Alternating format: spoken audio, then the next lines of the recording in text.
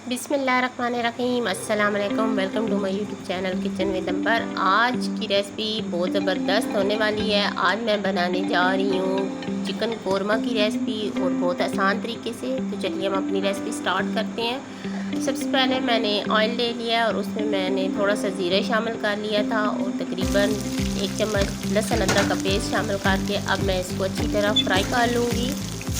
1 से 2 minute fry करने के बाद मैंने इसमें 1 टमाटर और प्याज को ग्राइंड कर लिया था और उसका पेस्ट बना के वो मैं इसमें शामिल कर दूंगी और इसको मैं अच्छी तरह मिक्स करके पकने के लिए रख दूंगी।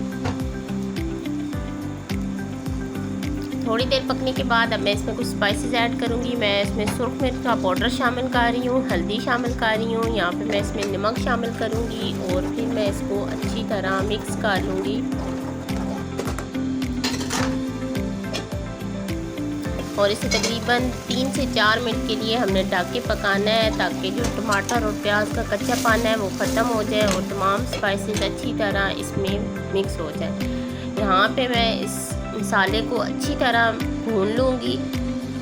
आपने देखा होगा अमूमन मेरी जो चिकन की रेसिपीज़ हैं वो डिफरेंट होती हैं। वो डिफरेंट इसलिए हैं कि मैं कभी भी प्याज टमाटर को एक साथ नहीं डालती। मैं हमेशा पेस्ट की फॉर्म में जब भी बनाती हूँ इस तरह बनाती हूँ। ये बहुत आसान है और बहुत ज़बरदस्त। इस तरह कोई भी आप सालन रेडी करें तो ज़बरदस्त सालन रेडी होगा।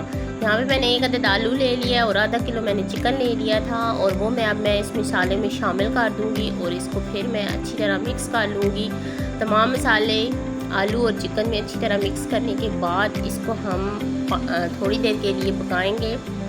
और जब ये गोश्त का पानी खुश्क हो जाएगा इसमें हम खुश्क धनिया शामिल करेंगे और इसको मज़ीद थोड़ी देर के लिए भून लेंगे। जब हमारा चिकन अच्छी तरह भुन जाए, आलू भी अच्छी तरह भुन जाए, उनका कच्चापन ख़त्म हो जाए तो उसमें हम पानी शामिल करेंगे